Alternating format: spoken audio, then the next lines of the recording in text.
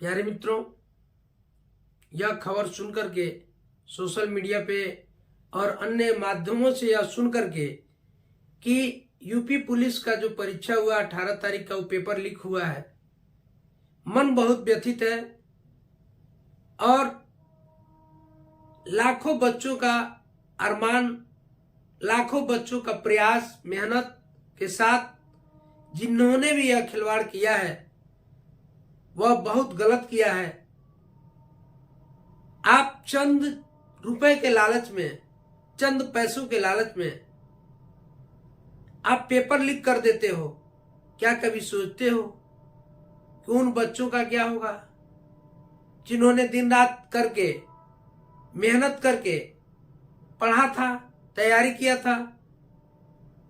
और उनके माँ बाप के विषय में भी तो आपको सोचना चाहिए कि उनके माँ बाप जिन्होंने अपना अरमान एक पाला था, मेहनत करके, एक एक पिता जो मेहनत करते, टोकरी ढोते हैं और अपने बच्चे को पढ़ा रहे हैं कि पढ़ाने के बाद से मेरा लड़का कुछ करेगा।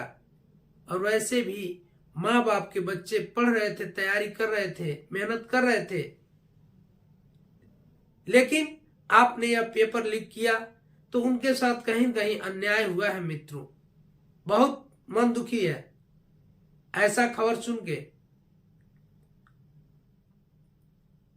उन माँ बाप के अरमानों का आपने गला घोटा है, उन बच्चों का सपना आपने तोड़ा है। कहीं न कहीं ये बच्चे, हमने देखा कि एक एक बच्चे जो तैयारी करके गए थे, वह कभी देखा आपने कि कैसे उन्होंने सोया है, कैसे सफर किया है? खड़ा होकर के ट्रेन में बैठने का जगह नहीं था, बेचारे अपने सेंटर पे पहुंचते हैं, परीक्षा देते हैं।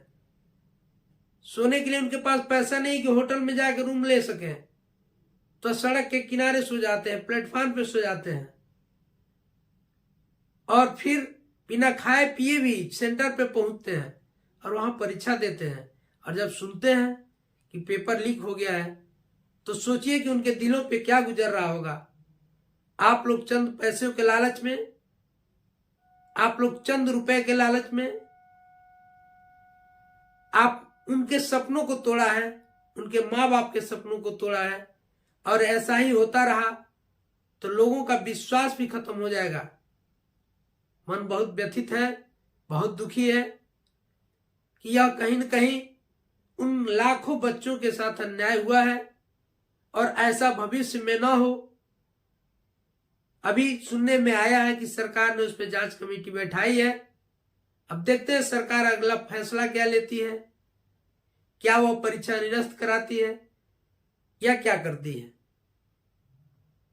लेकिन जिसने भी ऐसा किया है, बहुत क्रूर कार्य आपने किया है। ईश्वर भी आपको माफ नहीं करेगा।